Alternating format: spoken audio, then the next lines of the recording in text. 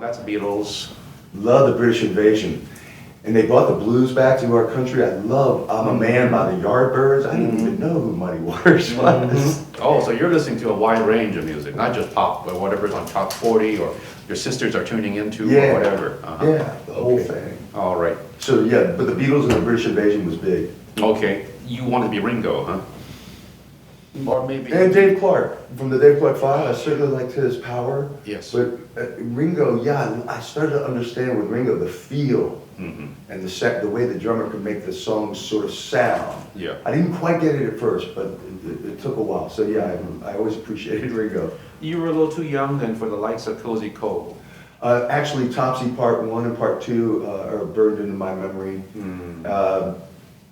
You know, maybe on 2 then, I don't know. Yeah. But that's who you're talking about, Yeah, right? yeah. Oh, that to me is just a compelling piece of work to this day. It is amazing that back then there was room on the top 40 for drum solo hits by Sandy Nelson. I was just going to mention, he was part of my background as well. Preston Epps. Yeah. Did bongo rock. Yeah. Stuff like that. It's. I guess I was musically promiscuous at that. Yeah. A lot of listening to sort of get to where you... Would you, later on, maybe in college years, maybe before, because you're so musical, get into jazz? Oh, absolutely. I really had a deep love for jazz. And being from DC, you were able to catch a lot of the greats. You know, from Elvin Jones to Philly Joe Jones, Tony Williams, Papa Joe Jones, Art Blakey. I was blessed to be able to see Max Roach probably this close. And I also I was just at the University of Massachusetts. I was crazy about this girl. I went up to see her. She said, hey, there's a concert down here tonight. I said, oh, let's check it out. And I walked into the room and this drummer was magic. And at that age, you're always like, hey, can I do what this guy's doing? I listened to him for about 4 seconds and I knew this guy was serious. I said, who is that? They went, that's Max Roach.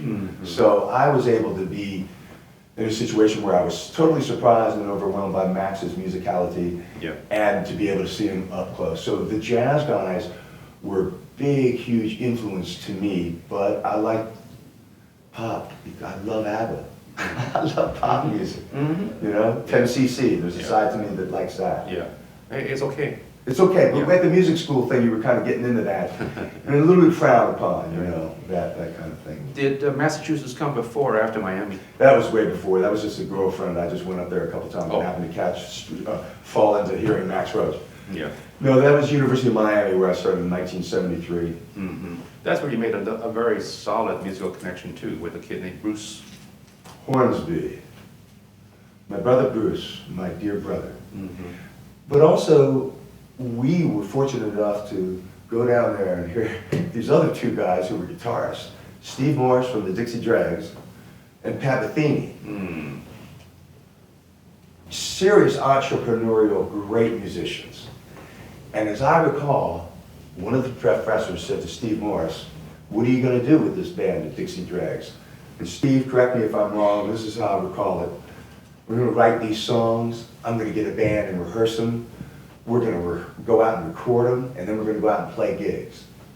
And to this day, I think that's a pretty solid plan. So those guys sort of laid the groundwork for the U in a way. Pat went off to Berkeley. I think he was able to play with that great bass player, Jaco Pastorius, who was down in Miami. So it was quite a thriving scene, but also from the point of view of that's how you get a record deal. That's how the ability to access the mainstream was shown to us by some pretty serious players. But Bruce, they talk about talent and ambition and putting the time in. That guy's amazing. Yeah, he broke out, what, maybe 10 years later? Or maybe 6? Yeah, a little longer. I was thinking 86 is when we got our initial interest. And you're with him right from the beginning. Yeah. The first great album, all those hits. Yeah. Yeah, I mean, a couple of great big hits. Yeah. Sure, The Way It Is, Every Little Kiss, Mandolin Rain, and also back then I think there was still some album airplay, so we get some stuff on Red Plains and Western Skyline, and 3 million copies sold. I mean, what, you know, and to be able to be around a guy with such a great work ethic. I mean, Bruce and I are very tight. You know, I talk to him probably once a month. Now we're talking about our kids at the University of Oregon or UNC Asheville.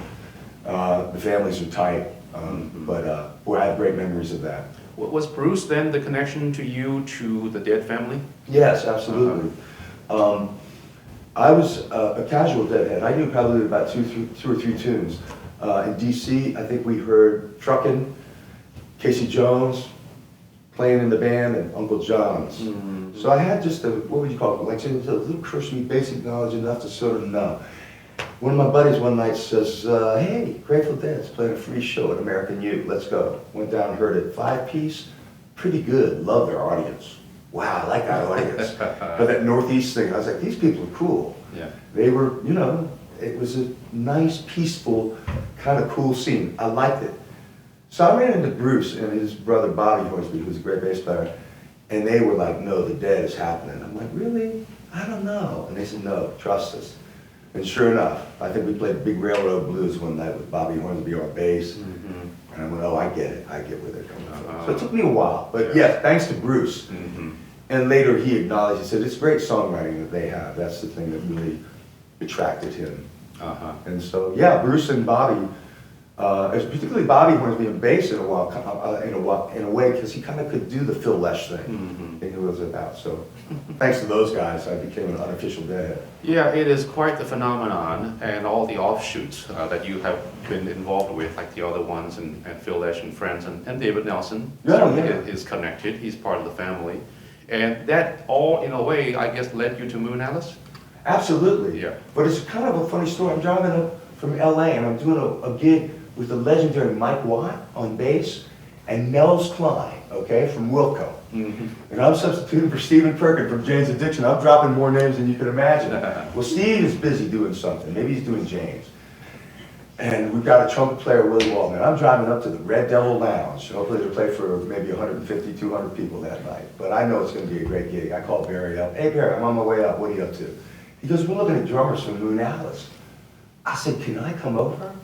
And it was just sort of serendipitous. I was like, I'm going to be up here. Mm-hmm. So I had a rental car, I drove over and came in and jammed with the band. And GE looked at me and went, yeah, man. And Roger looked at me and went, big smile on his face. Barry and Pete I had worked with for a long time. So they felt that the chemistry thing was right. Did you know who Moonalice were? Yes, I did. From what? Basically through Barry and Pete. Mm-hmm. You know, because of my close, intimate musical relationship with those guys, I was aware of it.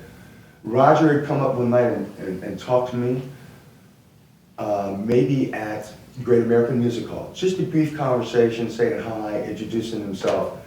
And I remember walking away and going, man, I like that guy's vibe. I didn't catch everything, but what I caught was really up. Yeah. So nobody catches everything that he says. I think maybe the further, you got to get your ears on listening wise. Yeah. So yeah, I kind of knew about the band, and I knew that they were trying to, you know, just do it the old-fashioned way of bringing it to the people. So the old-fashioned way. Yeah. Roger will enjoy that one. In a way, you know what I mean. Right, in the new-fashioned way, the old-fashioned way. When right? hammering gigs live. Yes, that's right. Before Moonalice, though, you had a great time, didn't you, with John Fogerty? Oh, absolutely. Mm-hmm. There's an engineer in LA, a guy named Ross Hogarth, and a managerial guy up here named Howard Cohen.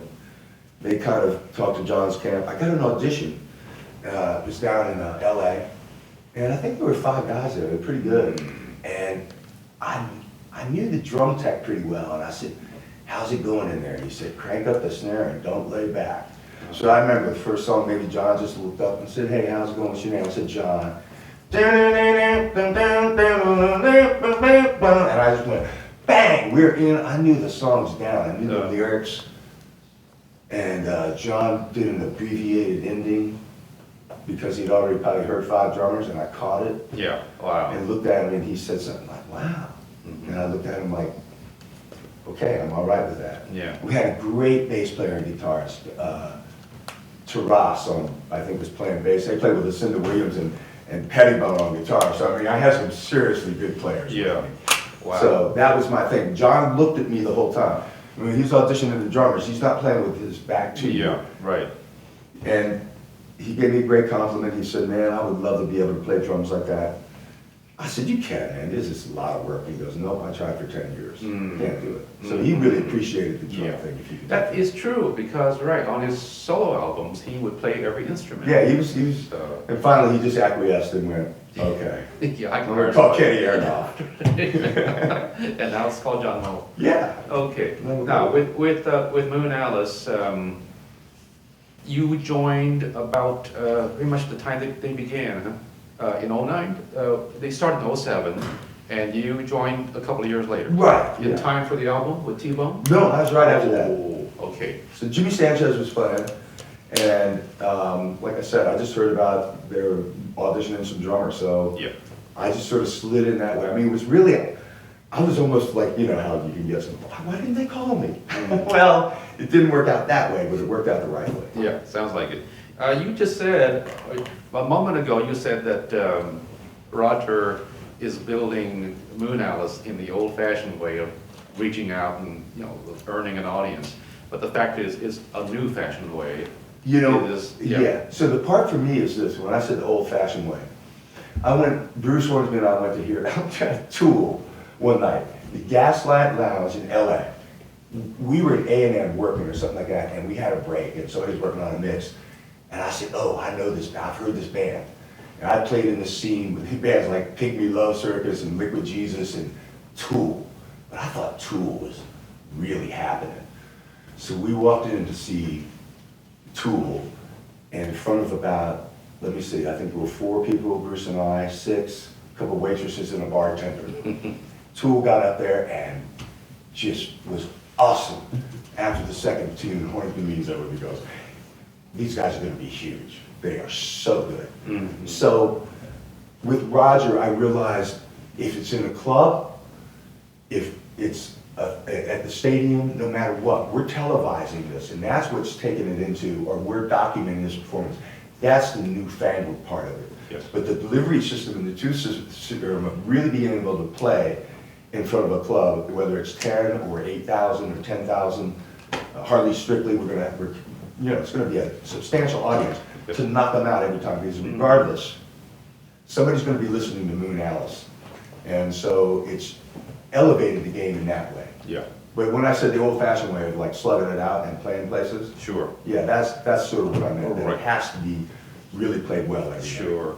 When you are working on new songs or learning songs, or someone has just created a tune, what is your creative input into it in terms of helping to figure out the tempo and arrangement and tricks and tips? That's really interesting, because from my point of view, my gig is to really make the vocalist and the song come to life and sound great.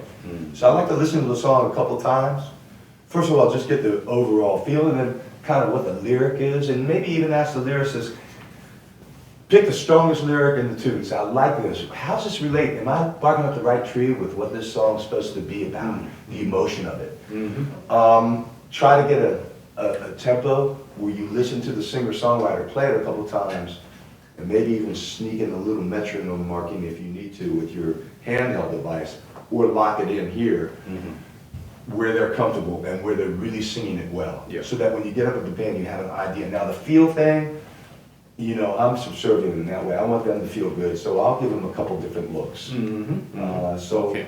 I try not to be like, you know, draconian in any way. I want the vocalists to sound good, because when you get into that with drummers, Sure.